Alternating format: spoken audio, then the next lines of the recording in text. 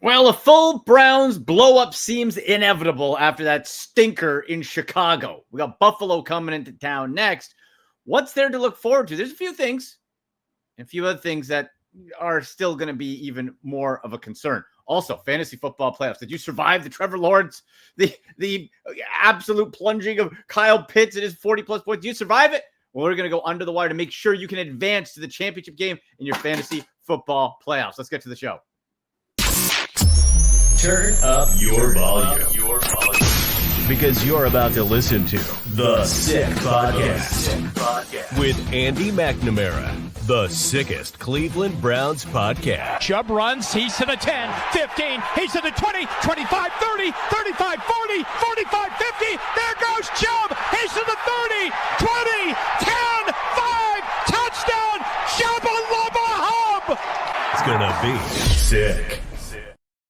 All right, everybody. Hey, it's heading into week 16 as the Browns' miserable season marches on. Myles Garrett, one full sack away from tying the all-time record.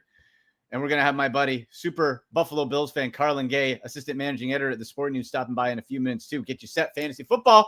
And, hey, early DraftKings Sportsbook bet for Thursday night football to keep an eye on. But first, make sure you are clicking subscribe, notifications onto the channel. We love it. Remember, we are live as well, Sundays, 10 a.m. Eastern. So make sure you jump in the chat, set your notifications for that. Follow us on X at SickPodBrowns, at AndyMC81, Instagram and TikTok at AndyMCSports. You'll see my post-game reaction videos there. Also, now, before Carlan comes in and we move on from the Bills, we have to put a bow on a frigid, nasty, felt like minus $1 million in Chicago day where the Browns, outside of like 3 players, didn't feel like showing up. Let's give out some dog bones and doghouse.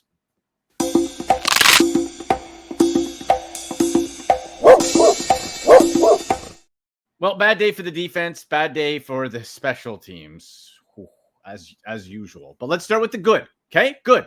Dog bones, Myles Garrett. Thought it was 2 sacks. It took half back. 1.5 sacks, meaning 1 sack away to do it in 2 games. Because for me, I don't want an asterisk. I don't want the TJ Watt, you got 22.5 in 17 games. No, I want the Michael Strahan official record in 16 games. I know Myles wants it. I certainly want it. And really, like, I don't know how many of you guys were watching the game against Chicago as Browns fans and were like, that's kind of all you had to cheer for, right? Right? Like, it's like, hey, hopefully Myles gets a couple sacks. And now he has a chance to break the record at home against the Buffalo Bills. And hey, Josh Allen can get sacked, right? You can get him. The problem is the Browns, it helps to be able to sack the quarterback if you get, points, right? And make the opposing quarterback have to throw the ball and not have their running backs run through you like Swiss cheese. So I'm giving a dog bone to Myles Garrett. I'm giving one to Shedeur Sanders. You might think, Andy, 3 interceptions. What are you talking about? Well, one wasn't his fault. Jerry Jeudy. I don't even know. I don't even know what happened from last year to this year with Jerry Jeudy. Disgusting. Ball in his hands. Bloop. Plucked away. Chicago defender. I'll take that. Thank you. Not his fault. The first one was that tip off the linebacker hand. Kind of what are you going to do? Good play. And then the last one, desperation. And I'm not making excuses for Shedeur, but last one was desperation play. You're down by $1 million. So what? I thought he did show some poise. Tough opponent, getting 0 help on the running game. I'm not blaming Quinshon Judkins. That O-line. Did you see anyone who blames Quinshon Judkins? Look at the game and look at by the time he got the ball in the backfield, everyone was already there. Right? He had no room. He had 0 room. So he averaged 1.8 yards a carry on 12 carries Quinshon Judkins did. Stat line terrible, and it was, but that is all the offensive line. And one more dog bone. Let's give it to Isaiah Bond. Huh? Couple buttes in the bucket, just over the top, leading passes. That's the flashes you want to see. That's what gives me hope that Shedeur Sanders could potentially be the future quarterback for this team. We're going to see franchise the next decade. Way too soon for that. But is it a case where if you can't get my guy, Fernando Mendoza, Heisman Trophy winner, by the way, if you can't get him, is it worth seeing what Shedeur can do and then building around with a wide receiver, a tackle? You're going to need 3 offensive linemen. You're going to need 3 new offensive linemen. Now, the Bears did it. problem is anyone who says, oh, the Browns can do this and this and this and this and this in one offseason. You're forgetting one very important thing. The Deshaun Watson salary cap situation. The absolute travesty, worst deal made in sports history. When you combine the trade and the contract, he's going to count as over $80 million to the cap. And then they're talking about they might keep him and bring him back, which means you have to parlay that 2 years after he's gone. Absolutely disastrous. That's why also in the doghouse is going Andrew Berry. It's going Kevin Stefanski. The play sheet falling out of Shedeur Sanders' wrist. Like, what a year. Who else does that happen to other than the Browns? I lost my play sheet. Insanity. Special teams, guys. Can you remember a worse special teams unit? And I'm not talking about, like, in the past, it was miserable enough when the Browns would just, like, you would hope they would just catch the ball in a fair catch. Just catch the ball. And that was fine. But the coverage units didn't really hurt you that much. Now they can't stop returns. They also can't returns. They run sideways. And then I saw Gage Laverdine run into the butt of his own teammate. There's no plan. I don't know what Bubba Vitro's doing. He can't come back as a coordinator here or anywhere in the league. Absolute travesty. Terrible. Offensive line, terrible. Jerry Jeudy, terrible. Harold Fannin tried, dropped a couple passes, but he was targeted 14 times. There's a nice little fantasy hit for you, right? 14 times, 7 catches. PPR, nice. Still though, with 7 catches, still got you under 10 fantasy points. Wild. Just off. Carson Swessinger, too, another double digit. Let's give him a dog bone. 14 tackles. Guy's a stud. Come on. Absolute monster. Some great pickups. This team has quit on the coach. The direction is broken. Paul DePodesta is gone, the one that put Andrew Berry and Kevin Stefanski together. It is the perfect time to blow this up. Jimmy Haslam, do it. I don't know what other coaches are available. You need a Mike Vrabel type. Now, I know they don't grow on trees. I think Jim Schwartz could do it as long as he has an offensive genius coming up with him. In any case, that game sucked. On to Buffalo, where the Browns are 10-point underdogs. I don't think it's going to get much better for a Bills team that has a lot to play with. Let's bring in my buddy, Carlan Gay, assistant managing editor from the Sporting News. And I think, Carlan, you got to be at least a little more. We were texting the other week and you were down on the Bills. You got to be a little more uplifted now. I'm a little bit more uplifted only because the path to success has gotten a little bit easier, Mac. Like, no Kansas City, no Cincinnati, and we'll see about Baltimore. So, like, those are the 3 hurdles at the start of the year, if you ask me, every year since the last really 5. Who's going to get in your way? Well, we know the Chiefs, right? Like, that's been the biggest hurdle. It's not even a speed bump. It's a wall. Every time you run into the wall with the Chiefs. Run into the wall. Kansas, the Cincinnati Bengals, sneakily, I would rank them number 1. If I was going to power rank the teams I was scared of, I'd say Cincinnati 1, Kansas City 2, and then Baltimore a distant 3rd. The reason why I say Cincinnati is because up until last week or 2 weeks ago, Josh Allen had not beaten Joe Burrow. He hadn't done it. Like, he had not beaten Joe Burrow. Joe Burrow was undefeated against Josh Allen, including destroying them in a playoff game the year that, the DeMar Hamlin incident happened. They ended up coming up to Buffalo. They destroy the Bills, destroyed them. Like, they weren't even in the game. So I'm always afraid of Joe Burrow. Joe Burrow has just kept himself out of the lineup by getting hurt, and that's kind of why we haven't seen him too much in the playoffs. But, Kansas City's beatable. I don't think Cincinnati, up until last week, I didn't think they were beatable. So getting them out of the way, I feel a bit better. I'm totally with you because we know, like, Carlan, we see these teams, they kind of go, and the Bills might be one of these, kind of slug along in the regular season. Once the postseason hits, you flip the switch and you go, right? That's what I was fearing of the Kansas City Chiefs. I still can't wrap my head around they're out. You're totally right. Because look, okay, the Denver Broncos 12-2, that's fun. I'm not terrified of Bo Nix. That's winnable. The AFC North is a disaster. You're not going to beat Aaron Rodgers? Right. Come on. You're going to beat Aaron Rodgers. Patriots, interesting, but you just beat him. And young. Is this a case where you can look at this Buffalo Bills team and say there is, outside of an injury, zero excuse to get to the Super Bowl? It's slowly getting to the territory where it's almost must win for Buffalo, right? Like you go through the list. Yeah, you go through that list of players and those teams that you don't have to see in the postseason. Mm-hmm. The only thing that would have been better for the Buffalo Bills is getting home field advantage, right? Getting the home field advantage throughout the playoffs, maybe even getting the bye. But even just having home field advantage, which is still on the table right now, based off of your win against New England last week. But if you can get home field advantage, remember, Mac, this is the last year of the Ralph, right? I can't remember what it's called, New Era Stadium or whatever. New Era, yeah. It's always going to be Ralph Wilson Stadium too. That's right. The Ralph is closed after this year. This is the last season of the Ralph. Right now, as it sits, potentially the last game ever to be played in that stadium will be in Week 18 against the New York Jets. Wow. But if the Patriots stub their toe in the next 3 games and they have a big one Sunday night, and the Bills win out, they have a chance to overtake them in the division, and then that means you get 1 playoff game in the Ralph, and potentially more, depending on how things shake out, because you always reseed in the NFL. So I would say that would be the only thing I would say, you know what, you get home field advantage, you just can't. You can't not go to the Super Bowl at minimum if you're the Buffalo Bills. Yeah, there's really no excuse. Now, you looked at the NFC, much different story. You're going to have 1, maybe 2 really good teams not make the playoffs. AFC, it's totally up, right? Yeah. So it's all right there. And teams like the Patriots look great until they didn't, right? And it's a young team. And I think you got to be terrified. That Vrabel-Drake May combination for the next 5+ years. Oh boy.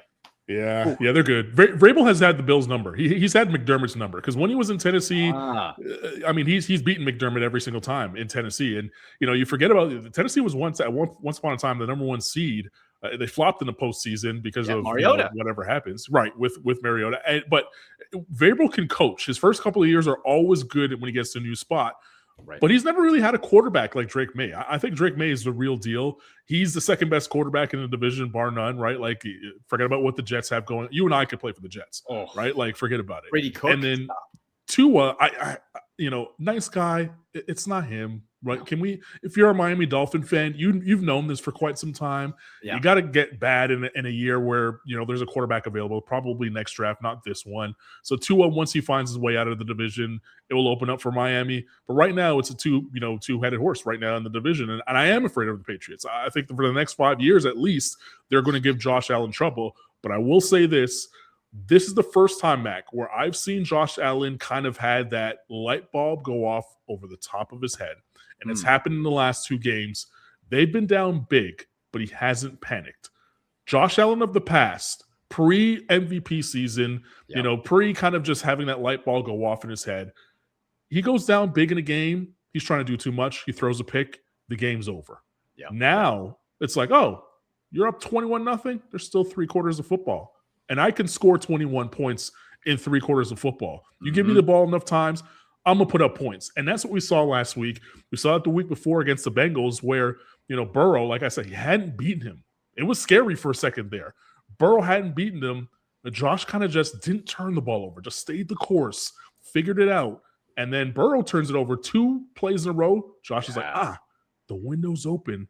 I'm cashing in. And they end up beating the Bengals. So we haven't seen this from Josh Allen throughout his career. We've seen him kind of be great, but now he has that feeling of, I'm great, but I also know I'm great. And that is a very scary proposition when that switch flips in a quarterback's mind. It is a different ball game. And I think that's what Josh Allen goes into this postseason with. And I feel a little bit different about the Bills in this run. Yeah, and it's happened mid-season because I couldn't tell you, I can't remember what games, but there were multiple games show where we saw Josh Allen. I saw him making mistakes he hasn't made since a rookie. Yeah. I was like, he's flipping the ball. Like, what are you doing? Yeah. And then whatever, it got figured out. And I think a big difference is too, while they're letting Josh Allen be Josh Allen when necessary, you are able to lean on James Cook. And when you balance that run game in, you don't know if it's Cook, if it's Allen himself who's going to run, or if he's going to chuck it 50 yards down the field. Now we're seeing, even without really any superstars at wide receiver, you're seeing a dangerous offense. Yeah. It's also the trust, right? Like Josh Allen is going to be as good as he can be with the teammates that he has, but he has to trust them. He hadn't trusted them in the middle of the season, right? Like the last devastating loss that the Bills have had was that Thursday night game against the Texans. And that is right now the only team that I fear going into the postseason. Put me up against any of the other teams, I have a good chance. I feel good about the chances that the Bills have. You play the game on Pluto if you want to. I feel good about the Bills' chances, except for the Houston Texans. Right. The Texans provide that one team that they have 4 guys on the front of the line that can rush the passer, and they don't need to blitz all the time. And on the back end, they have a pretty good secondary. And we know the Bills receivers ain't worth a damn, Mac. Like they can't on guard for more than 2 seconds. Josh has to fit it through a keyhole to figure it out. So, when you have that combination and that great of a defense, and I don't believe in CJ Stroud as a guy that's going to win multiple Super Bowls, but I do believe in him as a guy that I saw at college elevate his play in the postseason, right? And game player. He can do that in the postseason. Just all he needs to do is have 3 good games. He doesn't need 3 great games with that defense. 3 good games, and all of a sudden he's in the Super Bowl. So that is the one team I say that if I see them in the postseason, I would be afraid of if I'm the Buffalo Bills. Outside of that, I think the Bills, I feel pretty good about my chances as a Bills fan going into any other team. You mentioned Denver. You have the storyline where Josh Allen, he didn't grow up, but he played college football in Wyoming. Laramie, Wyoming is about a 2-hour drive outside of Denver. Really wanted to be a Denver Bronco, wanted to stay in that area. They didn't even check for him, right? Like he doesn't end up going to Denver. He ends up as a Buffalo Bill. That's still in the back of his mind. He kind of has that. There's always one team that you kind of look and you're like, you should have drafted. You should have. Yep. That's the Denver Broncos for Josh Allen. So he would be motivated going into that one. We saw what happened with the Patriots, the Jacksonville Jaguars. Okay, Trevor Lawrence, whatever. Nice run, but I'm not afraid of him. No. You mentioned the 73-year-old quarterback that's down in Pittsburgh. That nice Monday Night Football showing, but guess what? You've seen it in the division.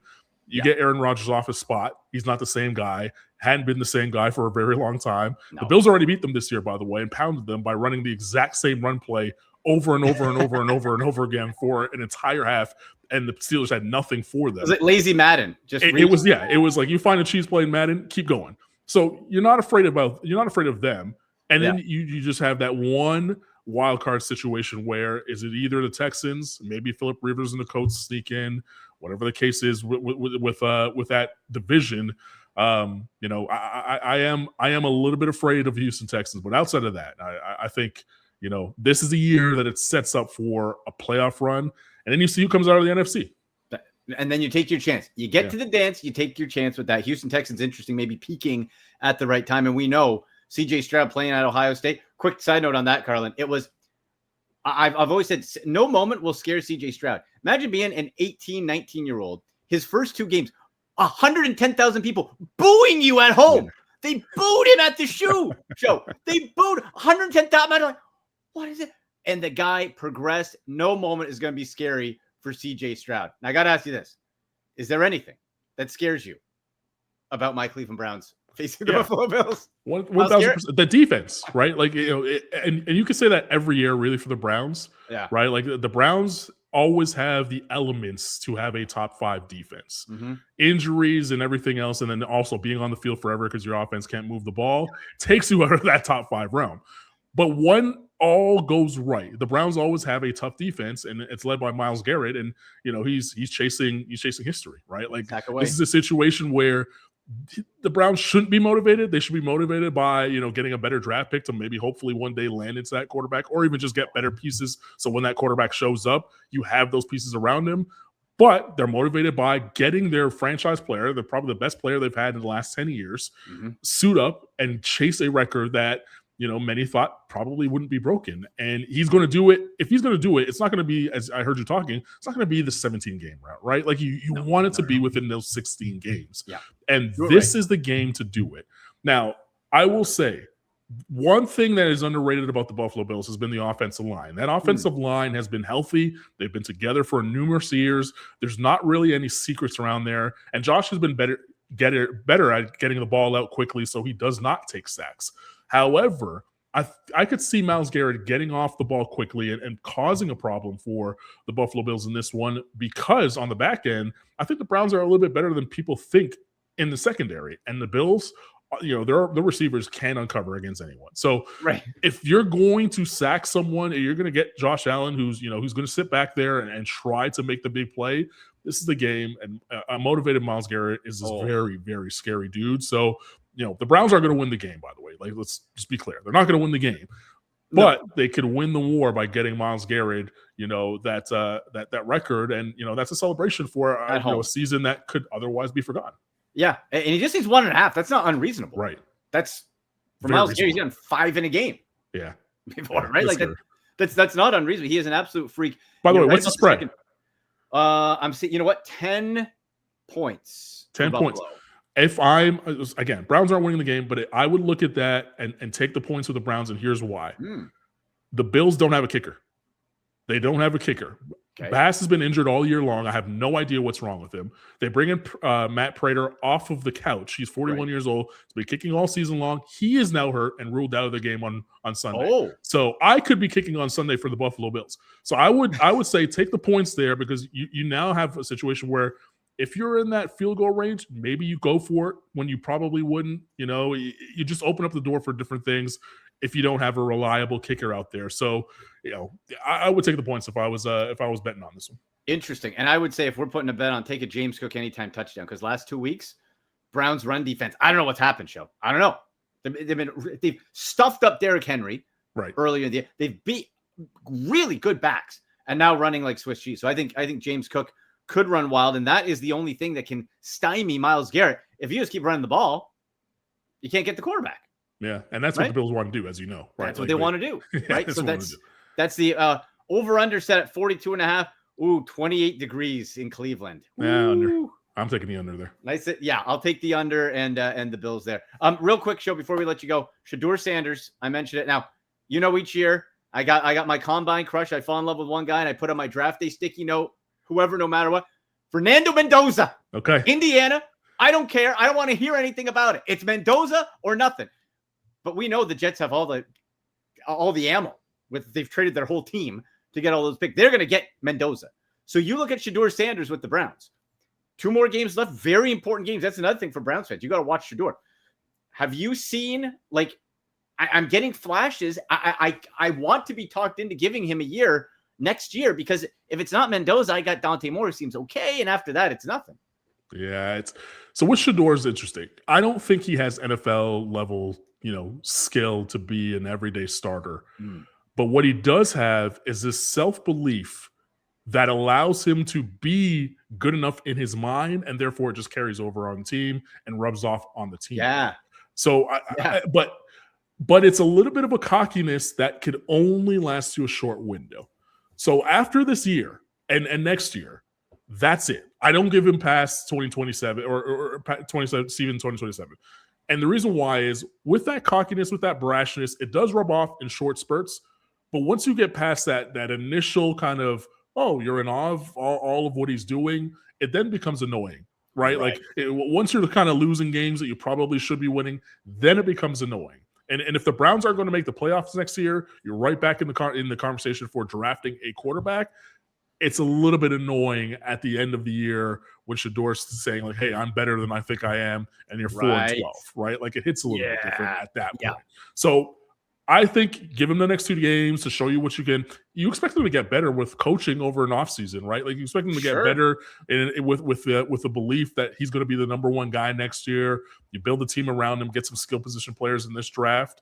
Let him see what he can do. I think he could probably get you 7-8 games next year. And then in a very quarterback-rich draft, you're in a better spot to say, all right, let me go out and take a swing and get that blue chipper. He's not a blue chipper, but he is one cocky SOB. And sometimes that works out for teams. What do you mean? Yeah. It's the new Manziel, right? It's been a while. It is. He's better than Manziel. Oh, my God. He is better than Manziel in terms of skill. But the watch, everything else. Oh, yeah. Look at those Colorado teams. They weren't good, but he was able to kind of rub off on them and allow them to win a little bit more, and I think they probably would have. Yeah, boy. Okay. Well, you know what? Hopefully it's a fun game for the Myles Garrett record, and the Bills, they'll win and advance, and let's see what they can do. Carlan, where can people find you, buddy? I know you're super busy. Yeah. Well, sportnews.com, you can find all my teammate and then everyone else's work over there. We got a million sites all over the world. Digitally, actually, we just signed a deal, and I can announce this. We signed a deal to take over the Nesson sites. So our team will be working on Nesson.com and PittsburghSportsNet.com. So it's going to be pretty fun time in 2026 for us, and we're pretty excited about all of the what's to come. Awesome, buddy. Well, I hope the Bills get a nice long playoff run for you. Let's see if they can get to the Super Bowl. It has to come before my life. One in my lifetime. That's all I want. Just one. You and me both, brother. Have a good one. All right, have a good one. There he goes, Carlan Gay, assistant managing editor for the Sporting News. Nice little breaking news there, taking on Nesson. How about that? The Bills are gonna just squash the Browns with the. We just know, guys, it's checked out, right? Special teams, all that good stuff. But there is stuff to play for. Again, we'll get to some betting stuff a little bit later, but it's James Cook anytime tutty. Book it. You're not going to get much on it. Maybe parlay it with something else in this game, but yeah, James Cook is the man. But there's fantasy football playoffs to get to, kids. Let's go under the wire.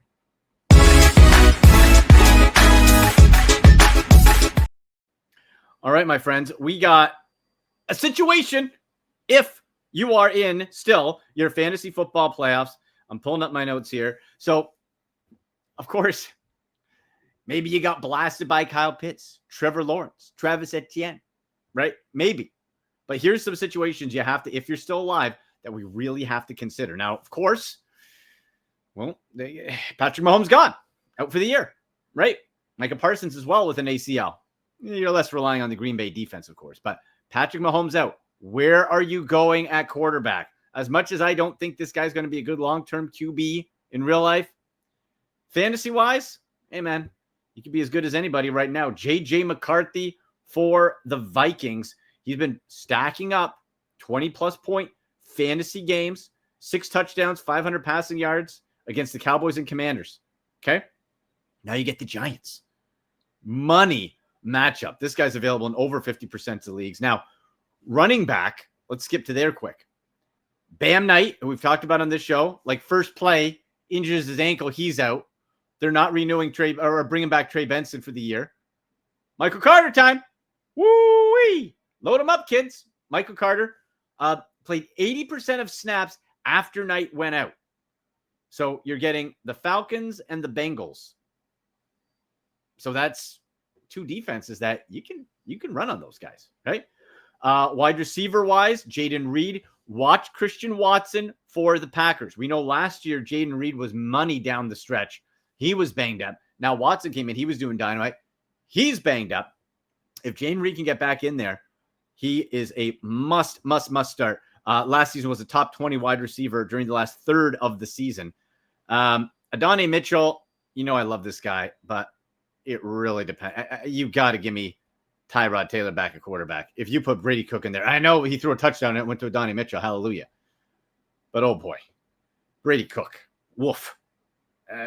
Just park. If Brady Cook's in, park all your Jets. Park all your Jets. Even like Brees. I guess, again, it always depends on what do you have as an alternate. You might have to play Brees Hall. My top ad of the week, okay? My top ad of the week, and he is available in 95% of Yahoo leagues. Colby Parkinson, tight end, LA Rams. Why? Well, we got a banged up Devontae Adams here, kids, okay? He's banged up. He's hurt.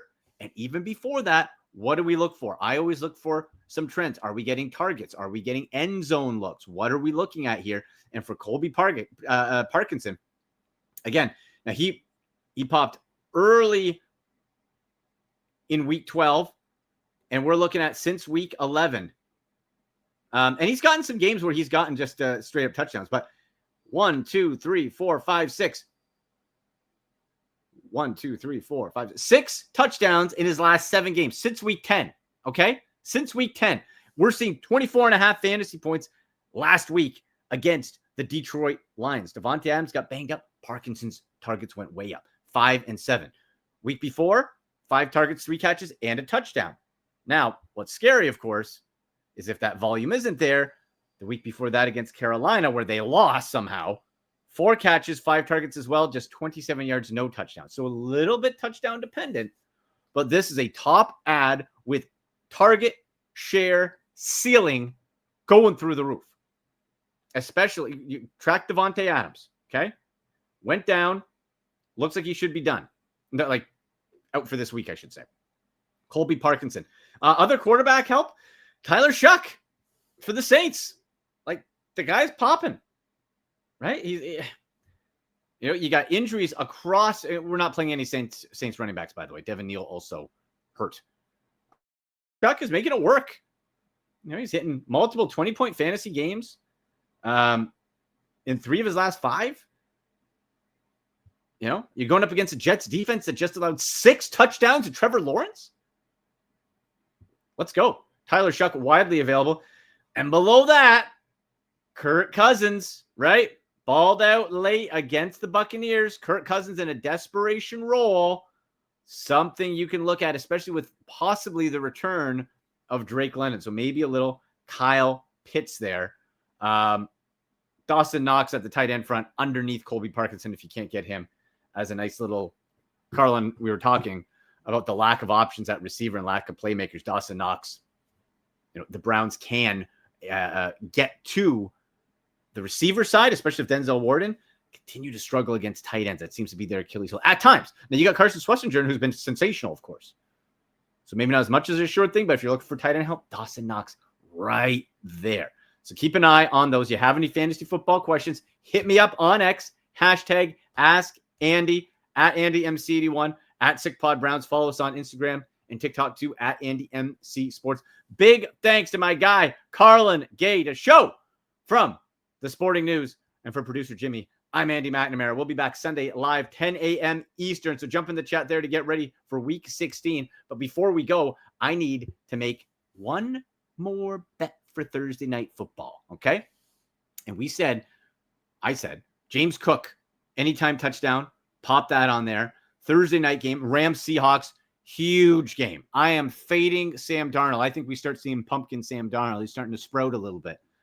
I'm taking Rams straight up winner and 1.5 points. This is in Seattle. Over under at 44.5. Give me the over on that as well. And 2+ touchdowns for Matt Stafford. Those are my bets for Thursday night football. And week 16 it's going to be here before we know it, right? Every touchdown brings you closer to a payout with the DraftKings Sportsbook, an official sports betting partner of the NFL. This isn't just football. It's first down, touchdown, fireworks, anytime TD rushes, and live bets that ride every momentum shift. At DraftKings, every play is your next shot to win. And new customers, this one is for you.